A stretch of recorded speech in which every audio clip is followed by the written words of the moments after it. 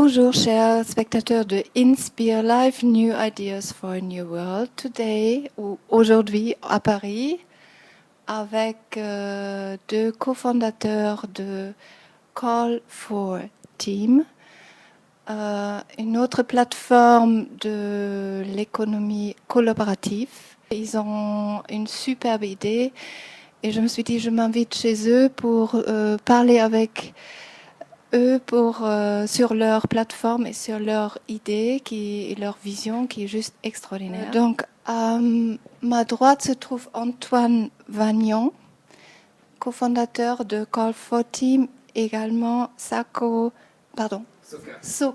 Hin, qui sont avec d'autres personnes les cofondateurs de cette plateforme. Donc, j'ai l'impression que dans ce mouvement qu'on appelle l'économie collaborative, il y a un petit changement en ce moment qui se crée. Avant, on était très collés devant l'ordinateur et on s'est beaucoup échangé des informations, surtout. Donc, c'était comme un crowdsourcing. Et maintenant, émergent des doers et des makers. Donc, vous avez créé ce fameux mot crowdmaking. Donc, peut-être Sokahin, est-ce que tu veux nous raconter comment ça se passe pour Call for Team? Qu'est-ce que vous faites exactement? Et expliquer à nos spectateurs comment on peut profiter de vous. Voilà. Alors, effectivement, notre démarche, le crowdmaking, est un processus qu'on a imaginé comme une évolution du crowdsourcing. En faisant le constat que on voulait donner l'opportunité à tout un chacun de pouvoir, au-delà de partager des idées, pouvoir partager des compétences pour collectivement réaliser des projets. Le crowdsourcing, c'est les gens qui apportent leurs idées en commun pour généralement une cause, une entreprise qui souvent va en faire une exploitation commerciale en générant des innovations sur la base de ces idées. Le crowdmaking, c'est plus loin donc, puisque les gens vont imaginer des idées, vont imaginer des opportunités de marché collectivement. C'est la partie de crowdsourcing. Et dans une deuxième étape, ce sont ces mêmes personnes qui ont imaginé les projets qui vont à leur tour apporter leurs compétences pour les réaliser. Donc c'est une façon de permettre à tout un chacun de pouvoir s'investir, d'apporter ses compétences dans la réalisation d'un projet qui est né de la communauté. C'est pour ça qu'on est vraiment dans une démarche de co-création qui signifie réellement le partage de sa vision du monde, des problèmes de la société, et qui a pour vocation de pouvoir transformer cette observation, ce vécu, en des réelles opportunités de marché, et derrière d'en faire des projets qui sont réalisés par cette même communauté. Donc on n'est pas seulement dans la réflexion, on est dans la production collective de projets qu'on va pas seulement prototyper, mais qu'on va vraiment transformer en de réelles innovations commercialisées. Donc, Ok, donc si j'ai bien compris, j'ai une idée et je vais vers vous en disant maintenant cette idée, aidez-moi à trouver des experts, des talents pour faire la conceptualisation de cette idée, de faire peut-être un plan de financement, de faire le marketing, la production et après même la distribution. L'industrialisation, effectivement, l'industrialisation et la commercialisation derrière du projet. D'accord. Et votre plateforme organise tous les experts qui sont autour de cela. Et après, il y a beaucoup d'acteurs. Donc, comment ça se passe? Comment vous les réunissez? Comment vous les trouvez? Comment ça se passe? Tu veux expliquer? En fait, la ressource, les compétences et les expertises, on va les trouver par deux canaux. Tout d'abord, c'est les personnes de la communauté qui se sont impliquées sur un projet. Dedans, il y a sûrement des personnes qui sont intéressées dans une démarche, qui sont intéressées, qui ont une compétence, et donc ils vont pouvoir l'apporter. Si elle n'est pas présente, nous, on va apporter les compétences en allant chercher, en allant sourcer dans la communauté des personnes dans la communauté ou à l'extérieur des personnes qui ont ces compétences-là, pour pouvoir gérer justement les expertises dont on a besoin. Et parallèlement, il y a des personnes au sein de Call4Team qui ont des compétences pour pouvoir cadrer justement le processus de co-création et de création du projet. Tout cela se fait sur une plateforme digitale qui est très élaborée ou comment? Non, en fait, on travaille en deux temps. Il y a essentiellement une phase physique, parce que nous, on prend beaucoup d'importance à cette logique physique où les gens peuvent se rencontrer. Notamment, on parle d'ateliers de créativité. Donc les gens vont venir dans un lieu, vont partager, vont créer ensemble. Et ça, c'est d'autant plus important qu'on veut aussi toucher la population qui n'a pas accès forcément à Internet, qui n'a pas accès forcément à un ordinateur ou qui ne sait pas utiliser ces outils-là. Donc la personne de 65 ans, 70 ans, qui ne veut pas utiliser d'ordi ou qui ne sait pas, eh bien, il peut venir dans les ateliers. Et donc il y a cette phase physique, et il y a également l'exploitation évidemment du net, de l'Internet, notamment sur des phases de vote ou de financement participatif, où là on va faire appel à une communauté beaucoup plus large pour catalyser le projet de ces équipes projets qui se constituent localement et physiquement. Super, donc justement, le financement se fait par Crowdfunding. Voilà, exactement. La logique, c'est de pouvoir accompagner la naissance d'une communauté, enfin d'ambassadeurs d'un projet. Donc le processus qu'on a décrit, le processus de crowdmaking, commence par un atelier physique où des gens qui sont sensibles à une problématique donnée, par exemple la puériculture, vont venir ce soir-là parce qu'ils sont intéressés par la puériculture et ils ont envie de partager leur vécu sur les problématiques de la puériculture. Ils se réunissent et vont faire émerger ensemble des opportunités de projets qui vont ensuite être mûris par la communauté, grandir, et ces personnes qui étaient là à l'origine du projet vont devenir les premiers ambassadeurs puisque c'est eux qui ont soutenu l'initiative. Ces ambassadeurs vont grandir progressivement au travers de l'accompagnement des campagnes marketing que nous on réalise online et offline pour accompagner, amplifier ce phénomène, faire venir de plus en plus d'ambassadeurs autour des projets et arriver ensuite à une campagne de crowdfunding qui va avoir du sens parce qu'on aura cultivé en amont une communauté qui sera déjà investie dans le projet puisque c'est elle qui est à l'origine de la naissance du projet.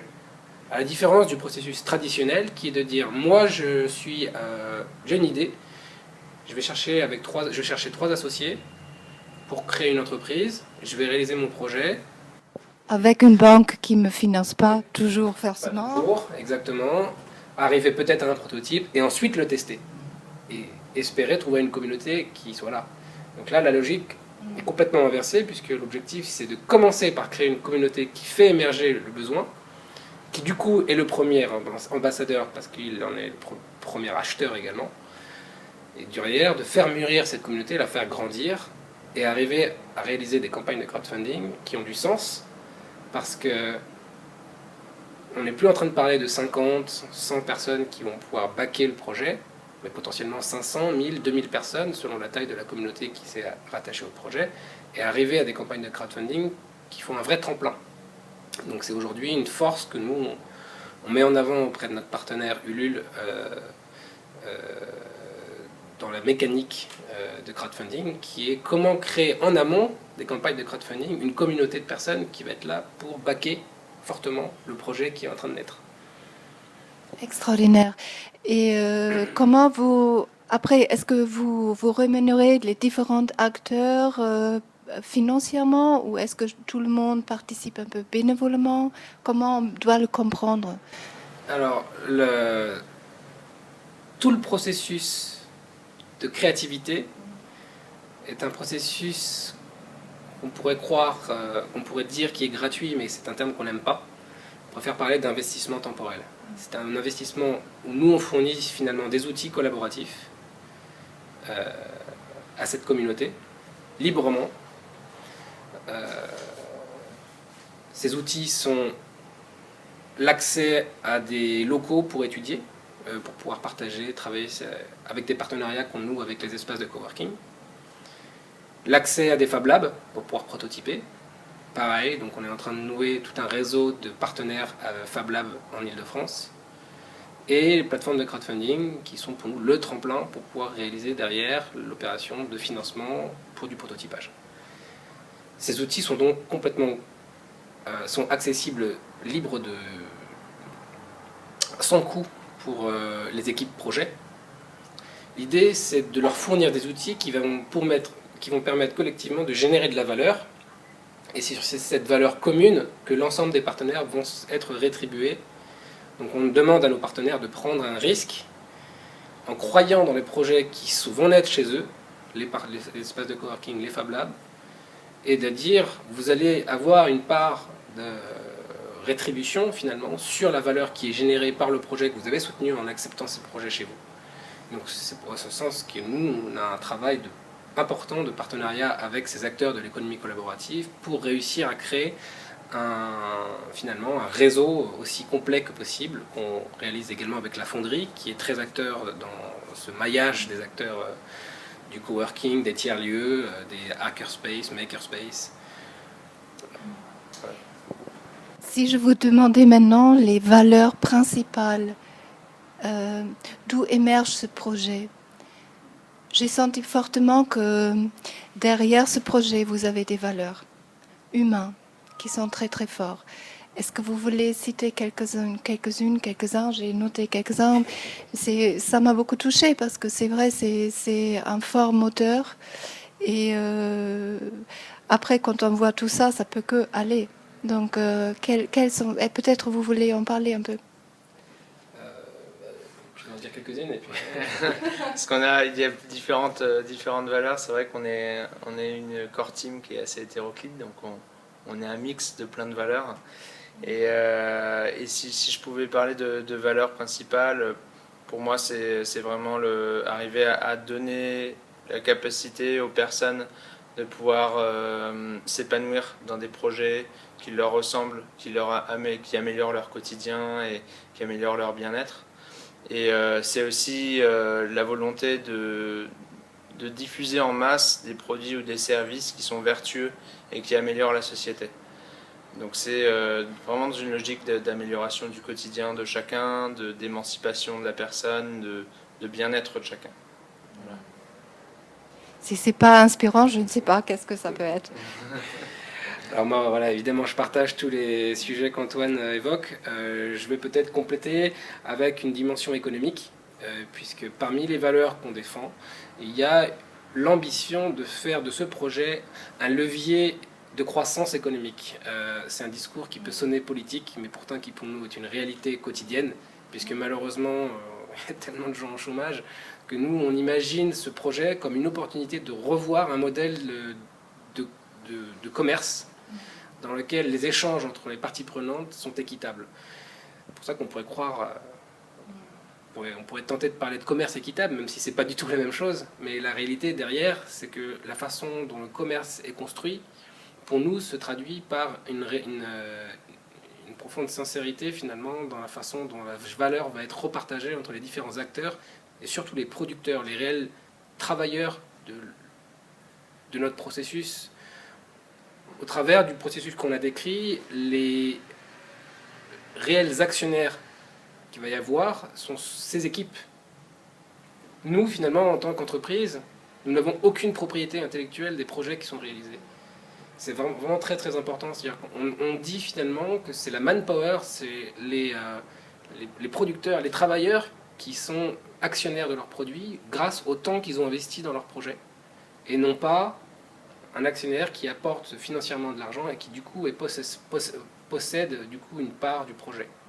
Ça, c'est vraiment une rupture très forte. Et donc c'est en ce sens qu'on a cette valeur de vouloir être une expérimentation d'une forme de commerce où les parties prenantes sont rétribuées de manière équitable.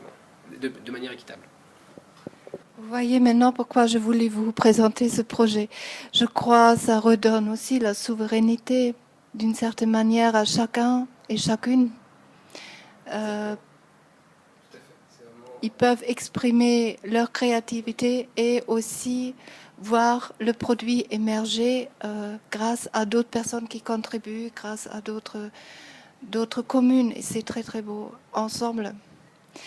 Et je sais que Antoine et moi, on s'est rencontrés lors d'un forum ou un café autour de l'économie circulaire.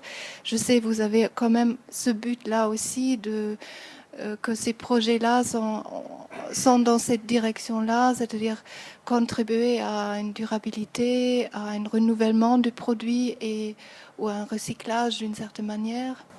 On a une admiration particulière pour Patagonia, l'entreprise bien connue. Aujourd'hui, Antoine est notre meilleur promoteur de cette activité. Pour nous, c'est une évidence aujourd'hui que ces projets qui aujourd'hui sont des expérimentations pour beaucoup doivent réussir à devenir plus massifs dans le paysage de l'entrepreneuriat. Et on se voit justement comme l'intégrateur de ces expérimentations d'économie circulaire, d'éco-conception, en les intégrant vraiment profondément dans le processus de création de A à Z du produit ou du service qu'on va créer. Pour ça, on s'appuie sur des partenaires aujourd'hui qui sont vraiment spécialisés là-dedans. Antoine a cette compétence, mais ce n'est pas seul qu'il réalise ou qu'il favorise l'éco-conception ou l'économie circulaire. Donc c'est vraiment avec ces partenaires, comme la coopérative MU, par exemple, qui est spécialisée dans l'éco-conception et l'identification de matières premières qui vont permettre la réalisation de produits éco-conçus, qu'on travaille à la mise en œuvre de bout en bout, du coup, d'un projet d'économie circulaire. Donc c'est dans la phase de conception que ça va avoir lieu, en intégrant vraiment toutes les réflexions qui doivent avoir lieu dès la phase de conception, que ces partenaires vont intervenir avec nous sur les recommandations, sur la mise en œuvre de ces processus dont ils sont experts. Et également derrière, dans l'identification de partenaires industriels qui, eux, vont être les relais quand on sera vraiment dans le dur, dans la production industrielle,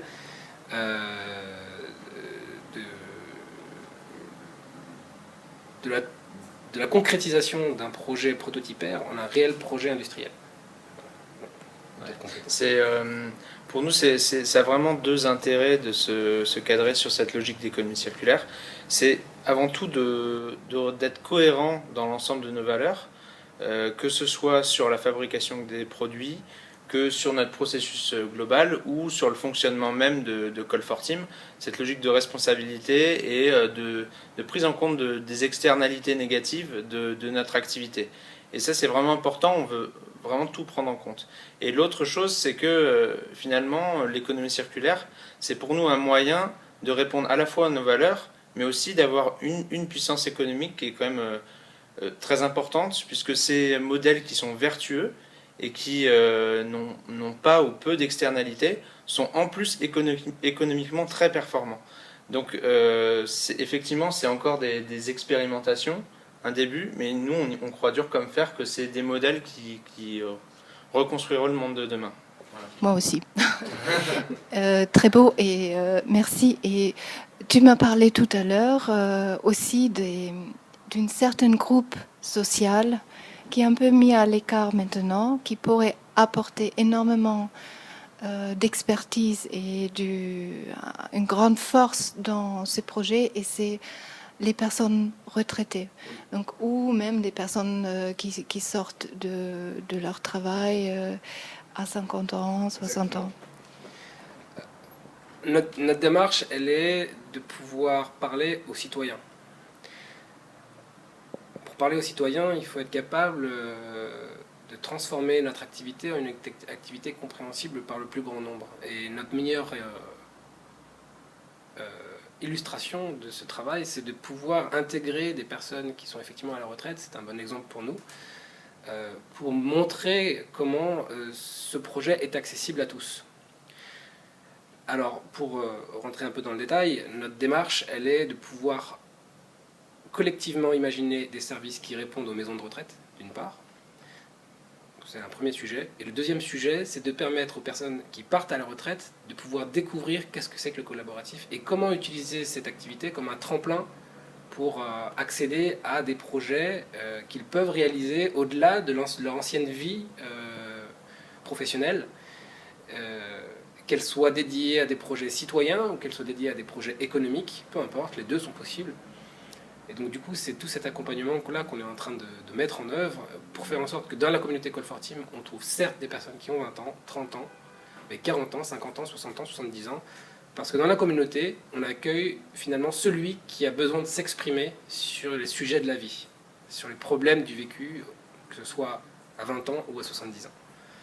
Et Dieu sait que les personnes du troisième âge, ou pas forcément, les personnes à la retraite, qui ne sont pas forcément du troisième âge, ont des problèmes sur lesquels elles ont besoin, des problèmes parfois qui ne sont uniquement du domaine social, de la proximité, du lien social, et sur lesquels on peut imaginer effectivement d'énormes projets collaboratifs qui peuvent avoir beaucoup de sens. Et pour nous, c'est parfaitement une façon d'illustrer comment on voit le collaboratif en permettant à notre communauté de réfléchir à leurs enjeux. Et d'ailleurs, on est dans un processus de créativité. La créativité, elle est favorisée aussi par la mixité du type de personnes. Par la diversité. Voilà, aussi. par la diversité. Et c'est pour ça notamment qu'on essaie de travailler avec des structures qui valorisent les talents cités, qui valorisent les personnes défavorisées, par exemple avec Simplon, où on est en discussion. Et on veut vraiment toucher l'ensemble de la population et ne pas imaginer des produits qui ne sont adaptés qu'à un type de population. On veut vraiment que nos produits répondent aux problématiques de l'ensemble, ou en tout cas à un maximum de diversité de population. D'accord. Vos projets sont en train d'émerger. Maintenant, je crois que vous avez 200 personnes qui se sont déjà inscrites dans tout cela. Officiellement, si j'ai bien compris, vous commencez en novembre. D'accord. Donc, qu'est-ce que c'est ce déclencheur en novembre? Il y a un événement dont vous m'avez parlé tout à l'heure. Vous voulez en parler encore? Alors, effectivement, on organise un événement en novembre qui va être le moment fort où on va inviter toutes les personnes qui ont envie de venir s'exprimer sur 4 thématiques sur lesquelles on va communiquer pendant l'été, qui ne sont pas encore arrêtées mais qu'on va arrêter prochainement, à venir s'exprimer sur ces sujets de société. Je donnais l'exemple tout à l'heure de la puériculture, c'est effectivement un exemple. On peut imaginer que du coup les gens viennent, les jeunes parents par exemple, qui ont vécu des difficultés avec les tétines, avec les tables par exemple qui sont pointues et du coup les enfants se cognent sur la tête. Ils ont envie de venir partager cette expérience pour imaginer des produits qui vont répondre à ces problèmes. C'est le point de départ. C'est partager votre vécu par rapport aux problèmes rattachés à la thématique. Venez vous exprimer lors de ce salon qui est fait pour... C'est un énorme salon de l'expression publique, finalement. Ça aura lieu où, à peu près, que tout le monde sait déjà un peu? On ne sait pas encore. Le lieu n'est pas encore identifié. Enfin, on est en train de travailler dessus, mais rien n'est encore finalisé. Ça sera commun. Et voilà, tout à fait. Donc c'est un salon qui se tiendra sur une journée en novembre, effectivement, et lors duquel on va initier notre processus de création. Les gens qui vont venir exprimer leurs problèmes, leurs besoins, vont être amenés à travailler sur des solutions qu'ils peuvent imaginer par rapport à ces problèmes, le même jour, sur place, et à la fin, collectivement, on va voter sur les meilleurs projets qui ont été élaborés pendant la journée. Et ces projets-là vont ensuite être prototypés pendant 6 mois avec la communauté. Tous ceux qui ont envie de rentrer dans notre communauté auront la liberté de rentrer, c'est entièrement libre, ça ne coûte rien, c'est entièrement libre. De venir s'exprimer, de pouvoir participer en apportant éventuellement leurs compétences, un petit peu, beaucoup, peu importe, sous une forme ou une autre, pour réaliser ces projets, les prototyper, et ensuite nous, on réalisera l'industrialisation sur les 6 mois ou un an qui suivront, en fonction de la contrainte des projets qui naîtront. Donc en gros, c'est 6 mois d'expérimentation à partir de l'événement, et puis ensuite l'industrialisation qui suit, qu'on va faciliter, sur lequel on sera un facilitateur. Je vous remercie beaucoup à vous deux. Si vous voulez être inspiré, regardez sur leur site, je vais le mentionner en bas, Call for Team.